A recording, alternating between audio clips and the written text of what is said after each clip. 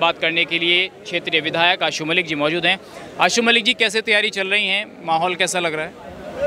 देखिए, जैसे कि वार्ड नंबर 43 में उपचुनाव 4 तारीख को होने जा रहा है। समाजवादी पार्टी के जो प्रत्याशी बिट्टू त्यागी हैं, जिनका चुनाव चिन्ह आरी का निशान है, उनके लिए क्षेत्र, क्योंकि मैं यहाँ से क्षेत्रीय विधायक भी हूँ, क्षेत्र की जनता एकजुट है। सभी समाज के लोगों का समर्थन प्रत्याशी को मिल रहा है और सभी मिलकर के समाजवादी पार्टी के पक्ष में मतदान करने जा रहे हैं। एक उगता सूरज भी है चुनावी मैदान में, आप ही के नेता हैं समाजवादी पार्टी के, उन्होंने भी प्रत्याशी उतार दिया, तो ये कन्फ्यूज़न है जनता के बीच कि उगता सूरज पे जाएं कि आरी पे जाएं।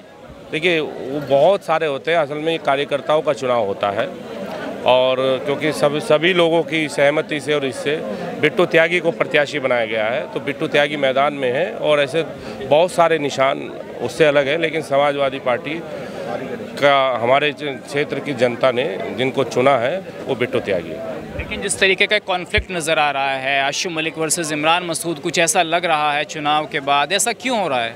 हमारी तरफ से कोई असभ्य भाषा का प्रयोग नहीं किया गया और न किया जाएगा। अब जो बौखलाए हैं, हड़बड़ाए हैं, ये सवाल वही इसका जवाब दे सकते हैं कि आखिर वो हड़बड़ाए क्यों हैं।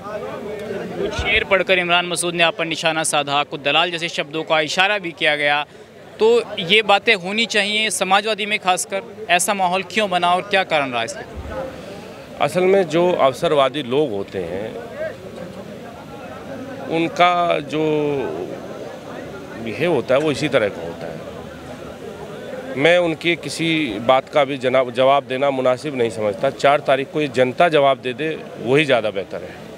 लेकिन आशु मलिक जी, आपको लगता है कि आपके चुनाव में वो अच्छे से काम नहीं कर पाए, जो आपको हराना चाहते थे, आपने कह दिया कि नहीं मैं तो अपने दम पे चुनाव जीता हूँ? अब हम चुनाव जीते हैं, जिन्होंने हमें वोट दिया है उनका भी सम्मान है, जिन्होंने नहीं दिया उनका भी सम्मान है।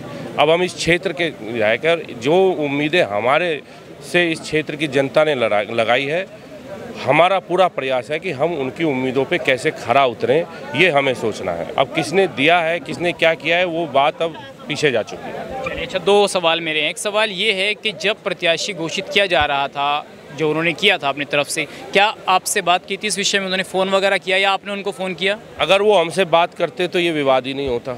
अगर वो हम कहते बात नहीं भी करते, कहलवा भी देती या कोई बात आती, वो बात दूसरी थी। वो इससे हमसे वो जानबूझ के लड़ना चाहते थे, इसलिए हम इस बात का कोई जवाब देना नहीं चाहते। हम चाहते जनता ही इस बात का जवाब दे। ये जनता सब जानती है, ये कोई पहली बार नहीं हुआ है, पहले भी हो चुका है। इमरान मसूद क्या अलगाव की राजनीति शुरू करना चाहते हैं ज़िले के अंदर, या उन्हें आशु मलिक से कोई दिक्कत है इसलिए जल्दबाजी में प्रत्याशी घोषित कर दिया? और आप वो तस्वीर देखकर भी हैरान थे जब वो MLC साहब भी उनके साथ थे, शाहनवाज खान। जैसा है, जिनको उन्होंने प्रत्याशी घोषित किया है उनसे मेरा कोई ऐसा ये नहीं था। उन्होंने हमारे उसमें बड़ी ईमानदारी से काम किया था और ये कहता उनके प्रति हमारा कोई ये नहीं। टकराव जो पैदा किया है वो यहाँ के जो वो अपने आप को मठाधीश समझते हैं, उन लोगों ने टकराव पैदा किया है। अगर ये सब चीज़ बात होती तो ये चीज़ होती ही नहीं है, और टकराव कोई है भी नहीं। वो लोग समझ रहे हैं कि टकराव है, हम तो कहते हैं ये जनता का प्रत्याशी यहीं का, इनके बीच का, ये फैसला करेंगे।